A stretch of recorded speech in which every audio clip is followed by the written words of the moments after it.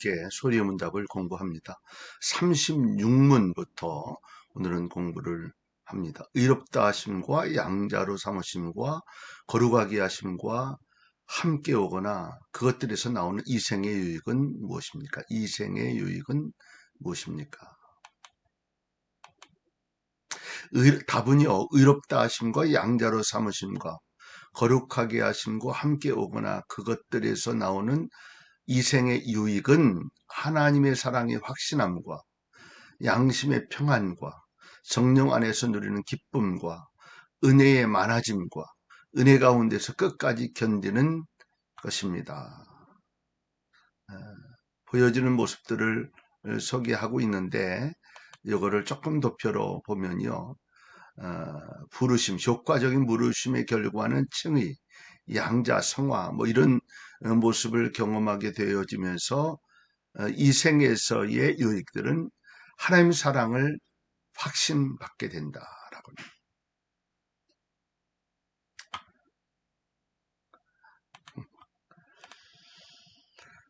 또 양심의 평안을 누리게 된다. 성령 안에서 기뻐함을 누린다.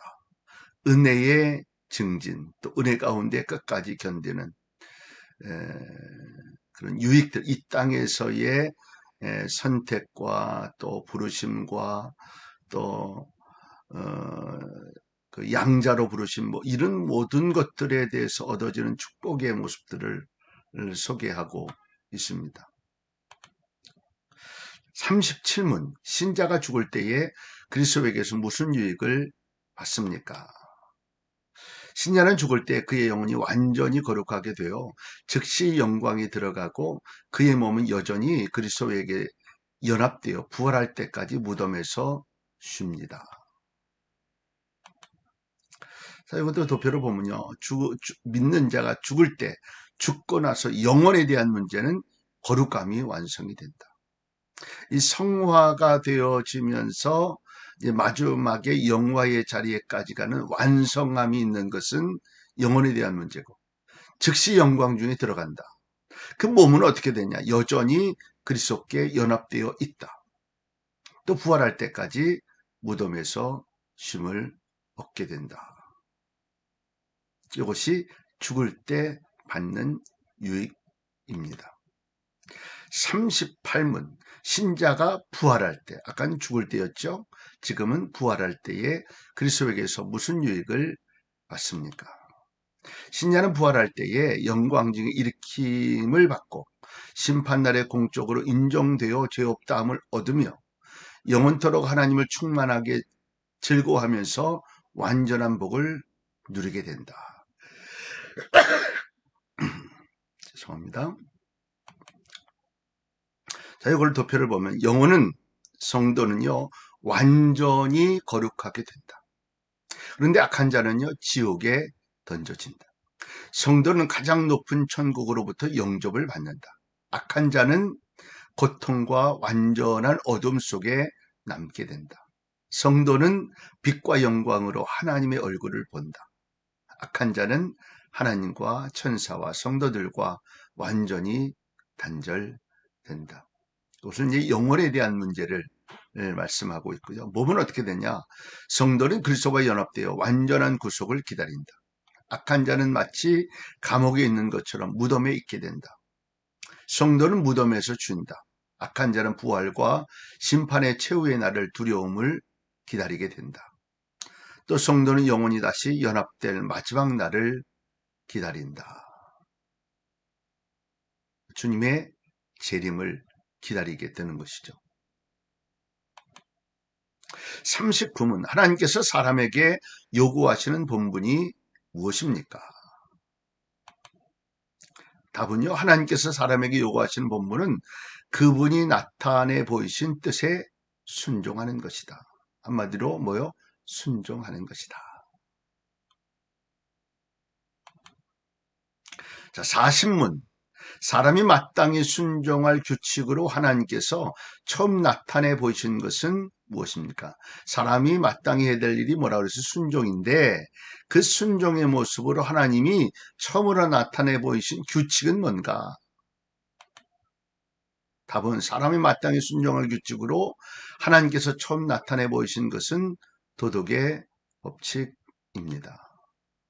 특별한 명령은 뭐였었냐면 선악을 알게 하는 나무의 열매는 먹지 말라. 먹는 날에는 반드시 죽으리라 라고 하는 명령을 하셨고요. 두 번째는 마음에 새겨진 도덕법. 하나님이 자기 형상 곧 하나님의 형상대로 사람을 창조하시되 남자와 여자를 창조하시고 하나님의 형상대로 사람을 창조하셨다. 하나님의 형상을 가지고 살아야 된다는 거죠. 그런데 그렇지를 못하는 많은 사람들이 있다는 것이죠. 마음에 새겨진 도덕법, 율법 없는 이방인이 본성으로 율법의 일을 행할 때에는 이 사람은 율법이 없어도 자기가 자기의 율법이 되나니 이런 이들은 그 양심이 증거가 되어 그 생각들이 서로 혹은 고발하며 혹은 변명하여 그 마음에 새긴 율법의 행위를 나타내느니라.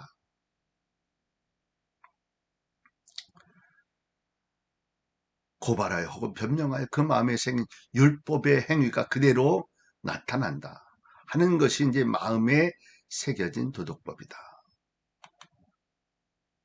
자, 우리가 하나님의 형상의 속성들 전에 공부했었죠. 공의, 지식, 거룩. 이것이 하나님의 사랑을 우리가 알 수 있는 모습이 되는 것입니다. 자, 창조함이 있어요. 하나님 창조하셨어요. 완전한 순종, 특별한 명령도 도덕법도 잘 지키면 어떻게 영원한 생명을 누리게 되는 것이고 또 하나님과 영원한 교제가 있어지게 되는 것이고 창조를 받았어요. 그런데 그것에 불순종해요. 자기 멋대로 살고 불순종하는 모습을 가지고 있는 거예요. 고의적으로 죄를 짓고요. 그렇게 되면 어떻게 된다고요? 죽음에 이르게 되고 그 죽음은 하나님과의 단절을 이루게 되어집니다. 41문 도덕의 법칙은 어디에 총괄되어 나타났습니까? 도덕의 법칙은 십계명에 총괄되어 나타났습니다. 도덕의 법칙은 십계명에 있다.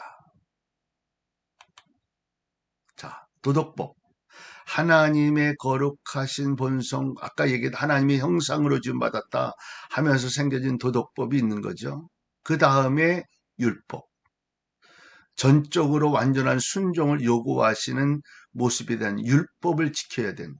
그러면 이것을 마지막에 더 엑기스로 만드는 것이 뭐냐면 십계명이다. 이 십계명을 예수 그리스도를 바라보며 살게 하는 더 광대했던 모습들을 정리해 놓은 모든 것들의 모습으로 정리해 놓은 것을 십계명으로 지키게 하셨다. 자, 그러면 42문 마지막인데요. 십계명의 강령이 무엇입니까? 하는 거예요. 십계명의 강령은 우리의 마음을 다하고 목숨을 다하고 힘을 다하고 뜻을 다하여 주 우리 하나님을 사랑하고 또 이웃을 자기 자신같이 사랑하라는 것입니다. 잘 지켜서 하나님을 사랑하는 표현이 있게 하고 또 이웃을 자기 자신같이 사랑하는 것. 하나님을 사랑하고 이웃을 사랑하라는 것.